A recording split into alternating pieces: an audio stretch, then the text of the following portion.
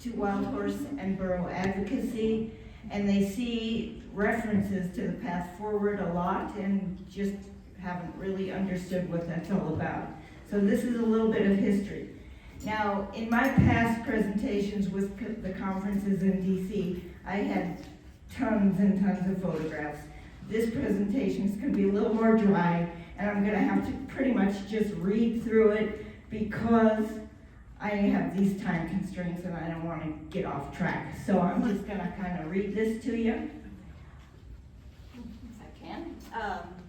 The current horrendous plan to round up, remove, and place America's wild horses and burros, WHBs, into captivity is known as the path forward. It began years ago as a concept known as 10 years to AML. In August 2017, a solutions summit was held in Salt Lake City in which no wild horse and burro advocacy groups were invited. The only invitees were ranchers, beef and sheep producers, and other anti-wild horse groups. The HSUS and ASPCA were invited because they had previously been collaborating behind closed doors with the anti-WHB crowd and were found to be pliable to the meat producers' plans. We're going to get into that a little bit. The Free Roaming Equid and Ecosystem Sustainability Summit, or FREEZE, is the official name for the group holding the summit. This is their description from their website. The Free Roaming Equid and Ecosystem Sustainability Network are concerned Americans working to achieve the goal of healthy humans and wild horses on healthy western landscapes.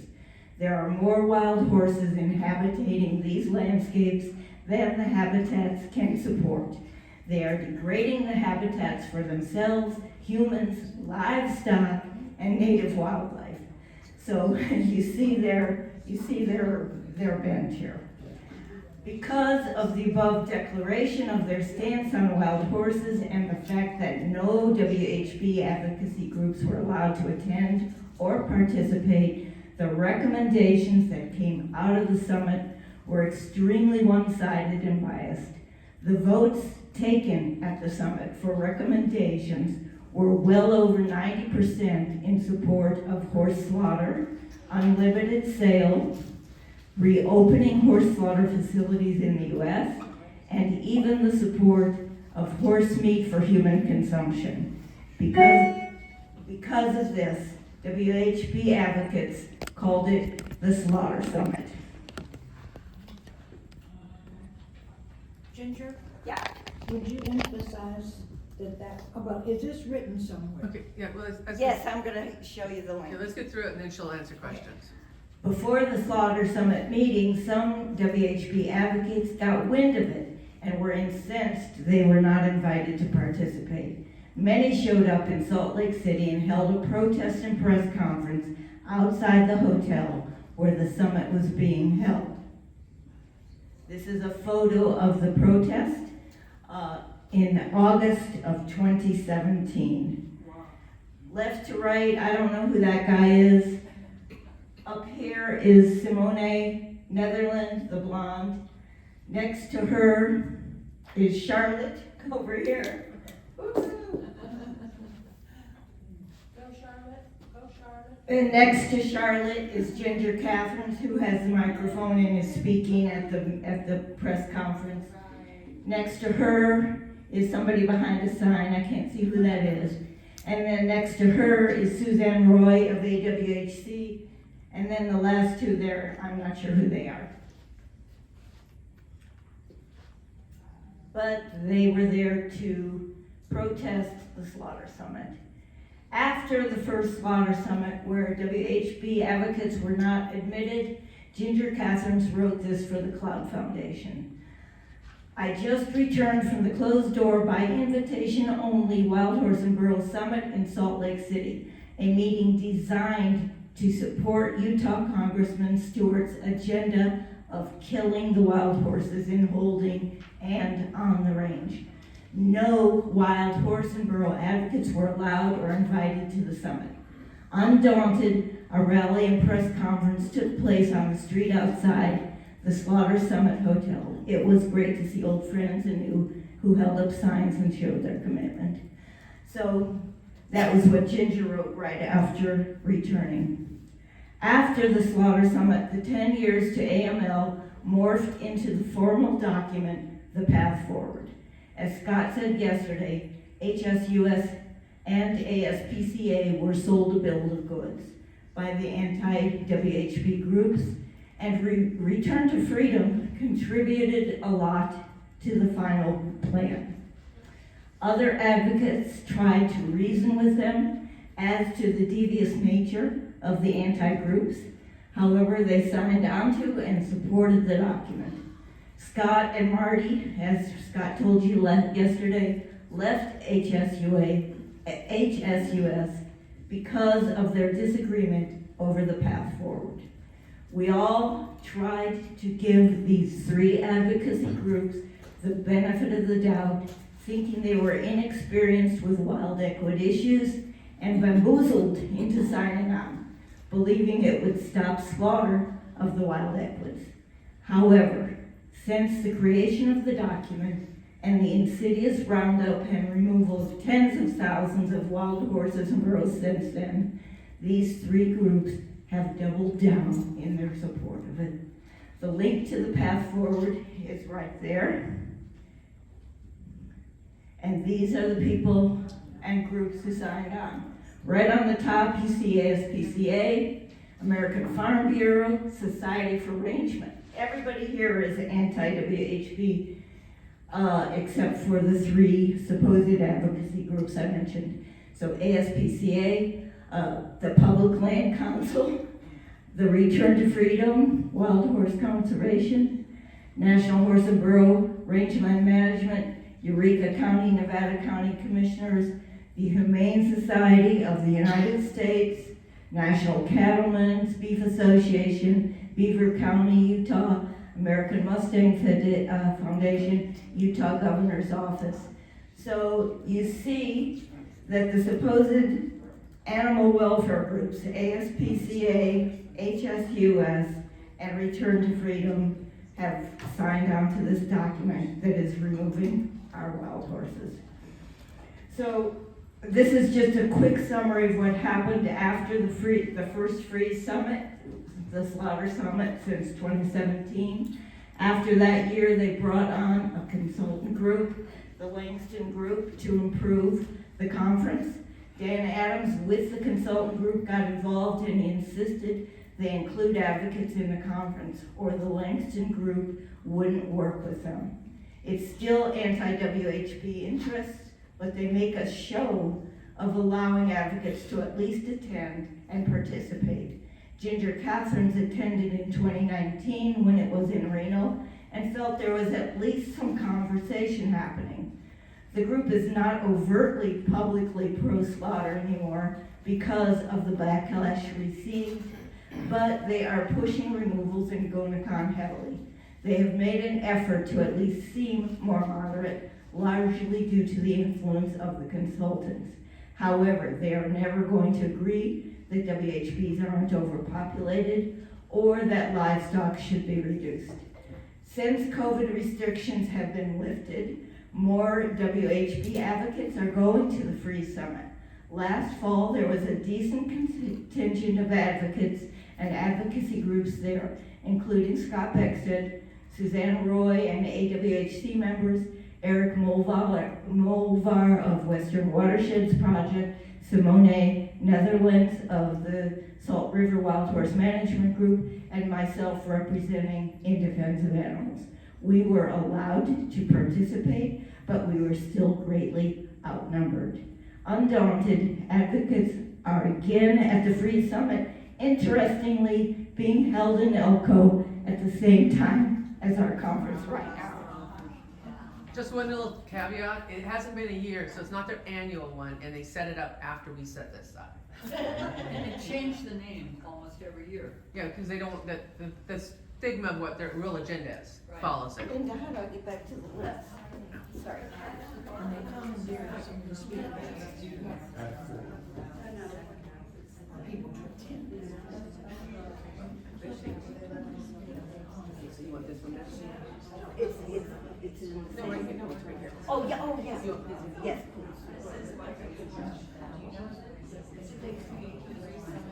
How'd you make it big again? Go up there where it says view.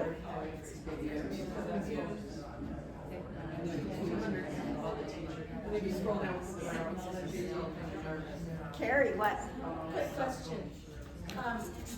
Was the free conference in existence before everybody gathered to create?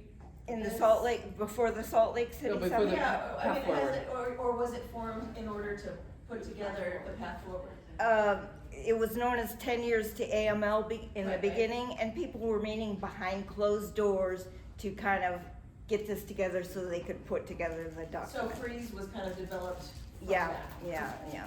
Thank you. Okay, and I'm just real quick, I want to caveat this. We are not supporting or opposing PZP. I think everybody here agrees that they don't like GonaCon. Ginger's gonna talk a little bit about that. We've never really talked about birth control. We're not promoting it. We're not saying one side or the other, but a lot of people would like to have some information. And Ginger, of everybody I know, is probably the person to talk on this because she's an expert. So we're gonna let her talk on this. So don't come out saying we're supporting it and we're trying to push it or not, but we hear a lot about it, and to have a little bit better understanding, you can make up your own minds on what your stance is, okay? Okay. Yeah, I was pretty much gonna say the same thing. This conference has tried to stay away from the idea or the concept of fertility control because it's so divisive among advocates. But I think it's really, really important to know the difference between PZP and GonaCon. And a lot of people call it GonaCon, but just FYI, think of the word gonad or gonadotrophin, it's pronounced GonaCon. So I've had quite a few discussions with Dan Baker, the lead scientist on the 2 studies done in the Teddy Roosevelt National Park. I've had discussions with him personally, and Chris Command and I did a workshop webinar with him talking about the GonaCon. So we are vehemently against the GonaCon, I'll tell you why. But first I want to kind of go over the misinformation that you read on social media. And just as a background, I have had dual careers my whole life as a horse professional and as a research scientist. So I have done a lot of research with FDA submissions and things like that. So I understand the scientific process. And I've gone through the actual PZP training program. So just gonna read through these quickly. I have printed out a few handouts, but I'm sure Linda can share the links to them if you want them. Ginger, do you want me to turn the microphone over on the other side of that? Would that be easier for you? Whatever you think will work. Well, I was gonna say that way you're not having to bend over, you go like this, Oh, and that way you can, then you can even read it off the screen. Great, yeah, okay. So there are a lot of outrageous myths being spread in misinformation campaigns against the use of PZP in wild horse and burro herds. These falsehoods are especially prevalent on the social media sites of certain WHB advocacy groups and individuals who are anti-PZP with absolutely no scientific background or evidence. So I'm going to go through real quickly because we don't have much time, the falsehoods versus the truth and fact. The falsehood is that HSUS owns the patent for PZP. The truth is that native PZP is not patentable. The process to produce PZP is neither patentable nor is its use in wildlife patentable. Legal steps were taken by the scientists. You all have heard of J. Kirkpatrick. They were involved in the 1990s to make sure that native PZP would never become a commercial product. No organization, entity, or person can own or co-own a patent on this vaccine. HSUS holds the investigational new animal drug exemptions. In 2012, regulatory authority for the vaccine was transferred from the FDA to the EPA, which registered the vaccine for use in horses under the name Zonistat H. The myth, HSUS and others make a lot of money from the sales of PZP. PZP is not a commercial product and will never ever become one. No organization or individual is gaining financially from native PZP. PZP does not make money for its producers, and it actually costs much more to produce and distribute than the nonprofits involved gain monetarily. The profit motive referenced by naysayers and skeptics is purely made-up conjecture. The myth, PZP is a pesticide. PZP comes from the zona pellucida, ZP, that surrounds all mammalian eggs. PZP, typo there, comes from pig eggs, hence the name porcine zona pellucida. ZP consists of several glycoproteins and is thus a completely natural animal protein that has no chemical class or pesticide components. The EPA has no classification for wildlife contraceptives, so they simply called it a pesticide for convenience. However, that does not make it a pesticide. It is an immunocontraceptive vaccine at the FDA under several INADs. In 2012, the EPA was asked about changing the pesticide classification and responded that it was impossible because EPA doesn't have an office for wildlife contraceptives. So even though it's not a pesticide, it has to remain in that category because of their narrow-mindedness. PZP is all natural pig ovary with no chemical composition. Myth, PZP harms pregnant mares. Native PZP does not cause ovarian damage. Ovarian damage has been shown with Fedak, not native PZP. There are three forms of PZP: pelleted PZP22, Fedak, and the liquid native PZP Zonistat H. All three are significantly different with regard to efficacy, physiological mechanism, and safety. Native PZP is highly effective and without associated pathologies. Wild mares inoculated with native PZP improved in body condition and health, and the vaccine's use increased longevity of treated mares. Myth, PZP causes abortions and full deformities. In 2002, PZP was demonstrated to be safe in pregnant animals and for the offspring born to them. Kirkpatrick and Turner in 22 delivered that paper. Countless other scientific peer-reviewed studies have shown the same since then. So-called studies claiming to have found abortions and full deformities were either totally made up or biased to try and show the point they wanted to make, and they certainly did not use standard scientific methods.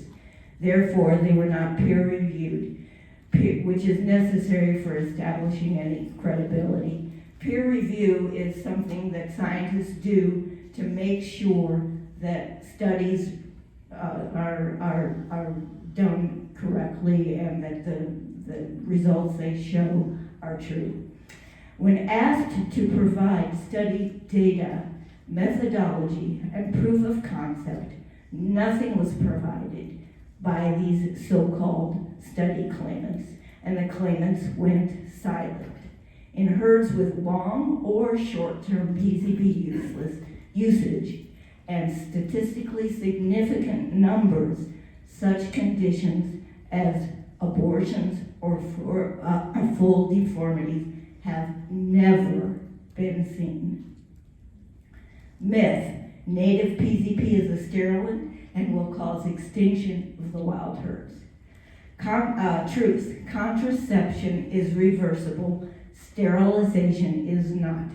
PZP has been proven to be reversible with up to 5 to 7 years of consecutive vaccine treatment. After 5 to 7 years of consecutive treatments, permanent infertility or very sporadic reversal can occur. Therefore, it is important to have careful ID and record keeping for reversibility. Myth: using PZP in wild herds is Nazi-like human manipulation of herd genetics and factoring for the desired traits humans want to see. The truth is, this is highly offensive to those darting volunteers who are trying to save WHPs from our government agencies that are removing and killing them. Skilled volunteers, through careful record keeping, ensure that every mare has an opportunity to make genetic contributions to the population. In addition, the stallion and mare choices for breeding in untreated herds are the same as those in treated herds. Stallions will steal mares, and mares still have a say in which stallion they were allowed. The natural selection and way of the wild continues unaffected in the treated herds.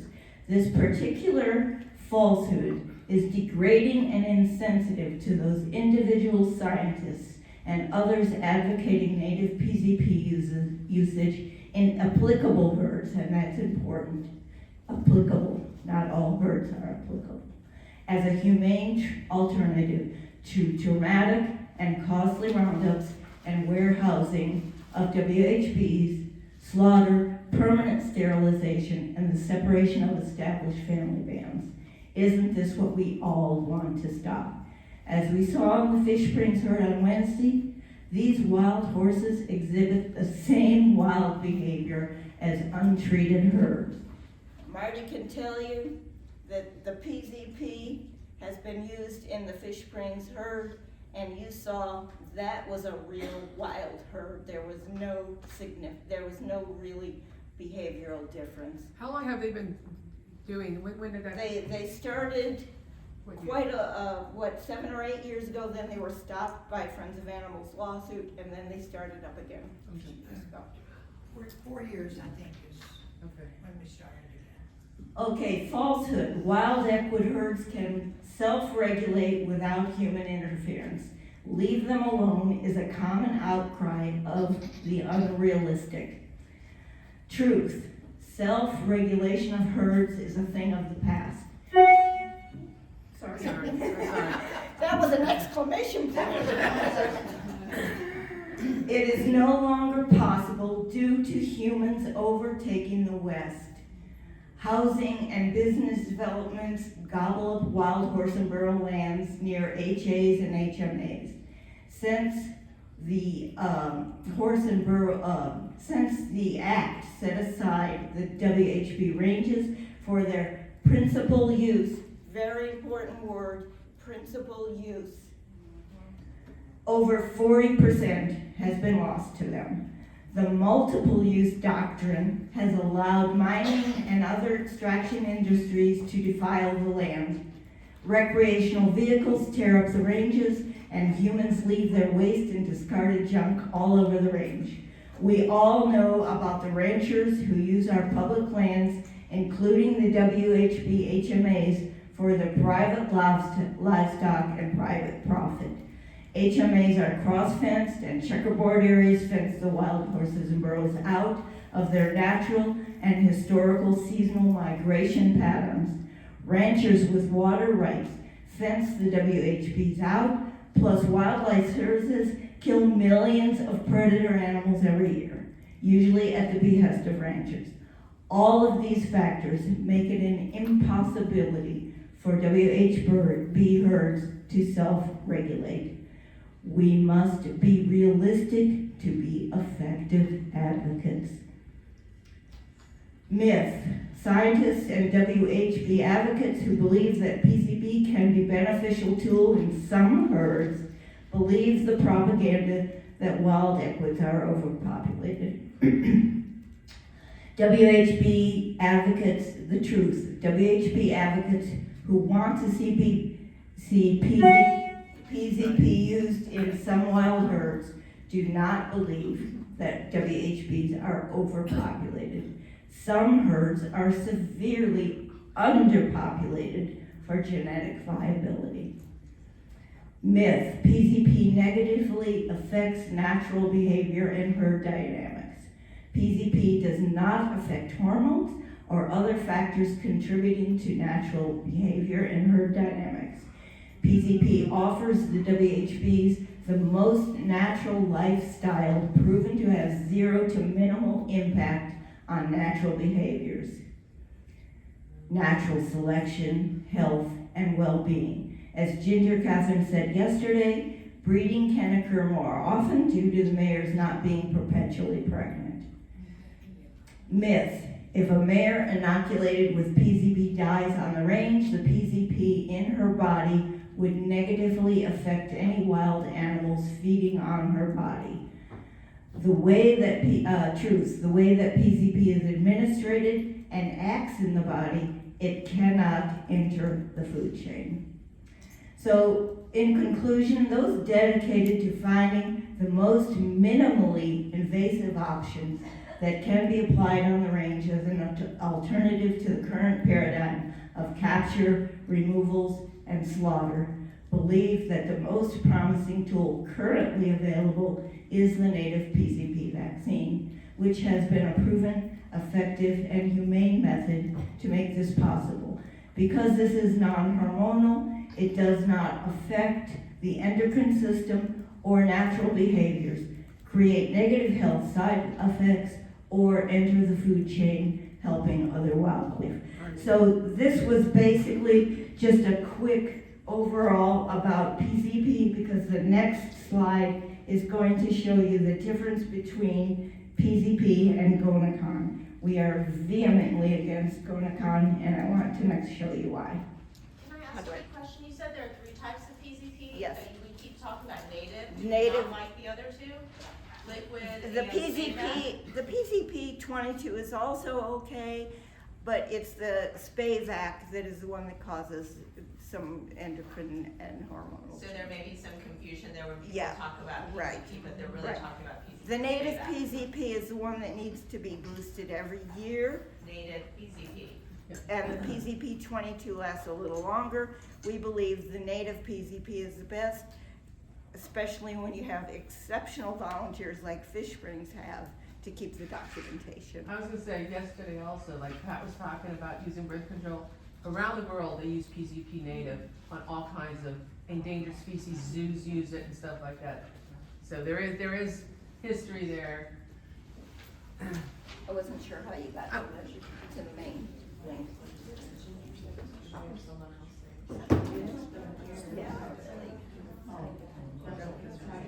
Yeah, definitely. Okay, now.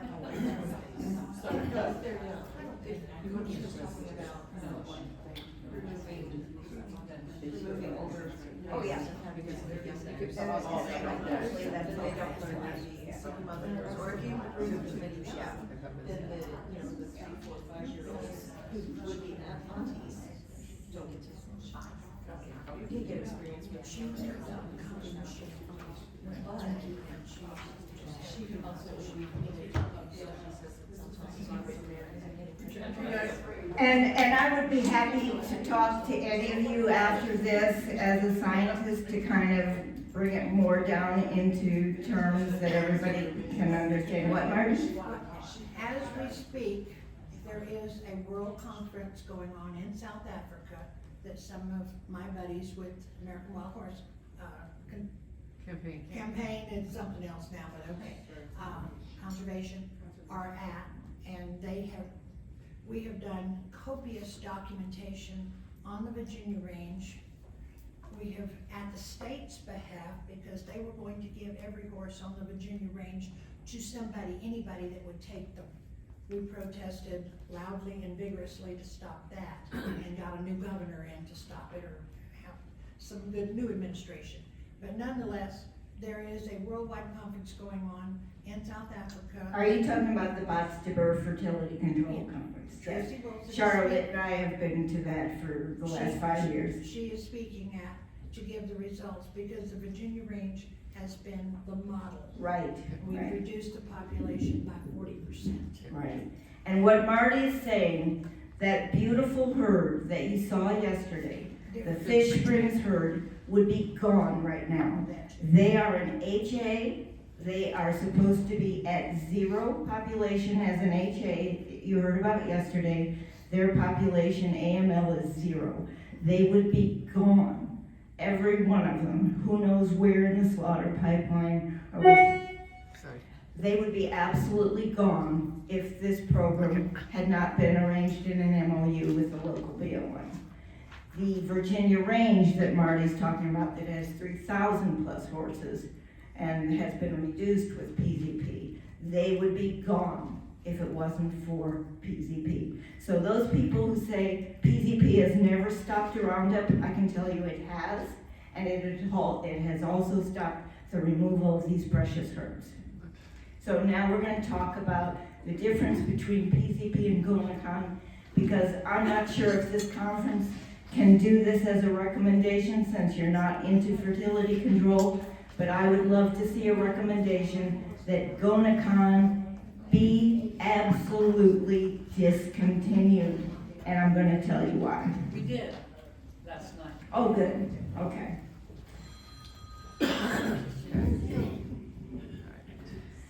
All right, the differences between PZP and GonaCon. PZP has been thoroughly researched in wild horses in many studies over 30 years. Kirkpatrick and Turner, they have been researching this starting about 35 years ago in Assateague Island was the first one. With GonaCon studies, limited research since 2007 with widely varying results depending on protocol, ages of mares, domestic or wild, etc. I rely on the Baker et al. Studies. The BLM has begun using GonaCon as their fertility method of choice on multiple HMAs. There is no data available on the success of these programs, and it is unclear if data is being collected on these herds. You know BLM isn't doing it. The BLM is pushing forward with their 30-day booster protocol with no studies for a 30-day protocol or evidence for data on efficacy and reversibility. PZP, darting is established with relatively easy inoculation. The dart is shot into the hip of the mare. There is a quick automatic injection after which the dart falls out, and then the dart is retrieved by the darter. GonaCon, inoculation has been more difficult circumstances, whether it is hand-delivered or darted. Due to the viscous nature, air bubbles get trapped. Delivery dart must be loaded slowly and tapped periodically. Due to the viscous nature, must use darts with a gel collar to ensure the entire dose is administered. And in fact, I didn't put it on the slide, but they can't even fit the entire dose into one dart.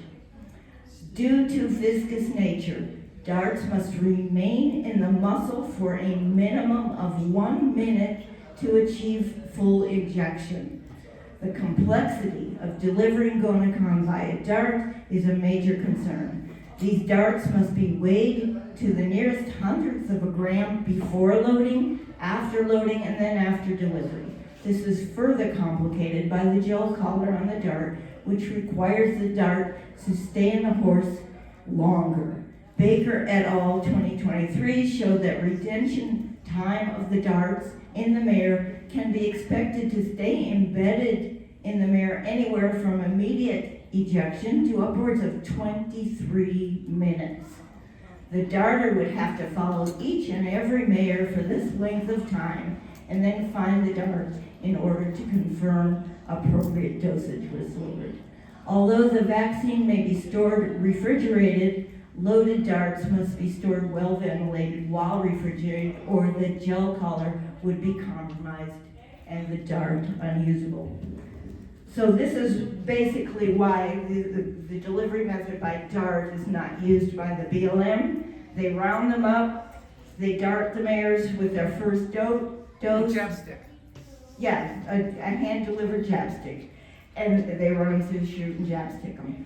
But then they hold them in a short-term pen for 30 days and give them the second dose.